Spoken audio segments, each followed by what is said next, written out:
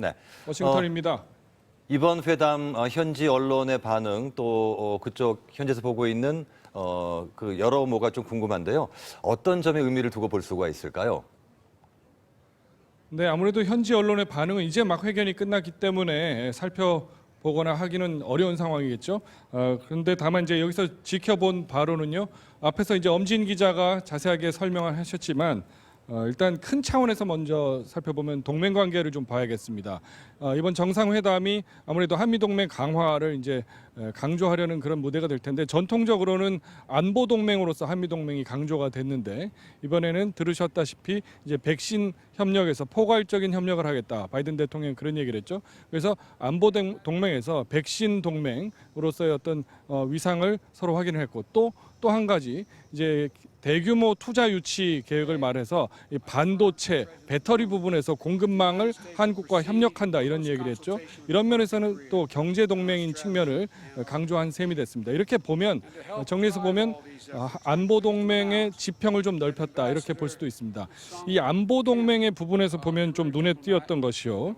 이 바이든 대통령 얘기죠. 한반도에만 국한되지 않는다 이런 얘기를 했는데 이제 국제적인 문제를 함께 풀어나가자 이런 얘기입니다. 이제 이것이 또 예민하게 들리는 대목은 이제 중국을 겨냥한 압박일 수 있는데 물론 회견에서 문재인 대통령은 중국 관련 압박은 없었다 이렇게 이야기는 했는데 이런 답변은 있었습니다.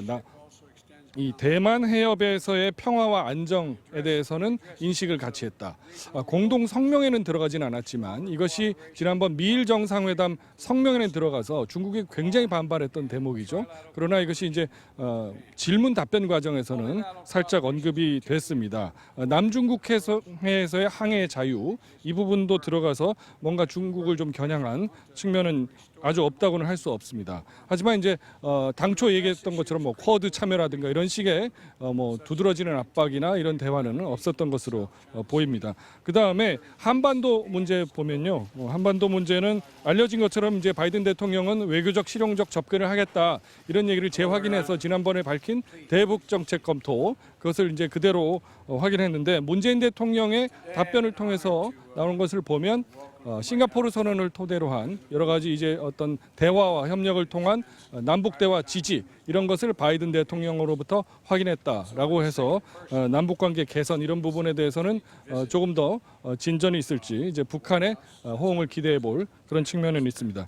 조금 이 대화와 관련해서 보면요 바이든 대통령이 또 한 가지 좀 눈에 띄는 대목이 있었는데 성김 대북 특별 대표를 임명했다. 오랜 외교관 출신이죠. 성김 대표를 임명했다는 것 자체는 그동안 이제 트럼프 정부에서 비건 대표 이후에 지금 이제 바이든으로 넘어와서는 이 자리가 비어 있단 말입니다. 그래서 사실 북한 문제를 차고 챙기는 그런 자리가 없어서 북한과 대화할 의지가 없는 것 아니냐 이런 관측이 많았고 실제로 행정부 내에서는 북한하고 본격적인 대화 테이블 차리기 전에 대북 특별대표 따로 두지 않겠다고 했는데 이번에 이 부분은 한 가지 조금 전향적인 포인트로 볼 수는 있겠습니다. 다만 그렇다고 해서 뭐 바이든 정부가 갑자기 김정은 위원장과 정상회담하겠다 이런 태도는 아닌 것은 분명히 했습니다. 바이든 대통령은 김정은 위원장이 진정성을 보이고 의지를 보인다면 뭐 대화를 해보겠지만 의지가 없는데 그런 것을 꾸며주는 자리는 만들지 않겠다라고 해서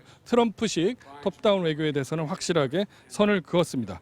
끝으로 한 번 더 말씀드리면 이 백신 문제는 이제 단기와 장기로 우리가 접근을 해서 이번 회담에 임했을 텐데 단기적으로 백신을 우리가 사놓은 백신을 좀 앞당겨서 얼마를 많이 받을 수 있는가 이런 문제가 이제 한국 내에서 관심은 있었는데 이 부분은 한미 간에 상당히 절충 끝에 약간의 어떤 중간점을 찾은 것 같습니다. 55만 회 아까 이제 한국 군인들한테 맞춘다는 그런 분량을 얘기했죠.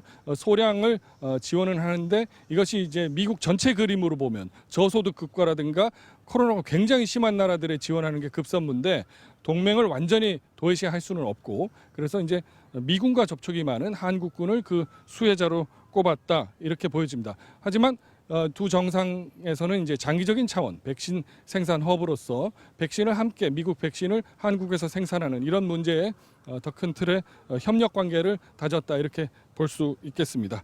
여기까지 정리하겠습니다. 지금까지 워싱턴에서 전해드렸습니다.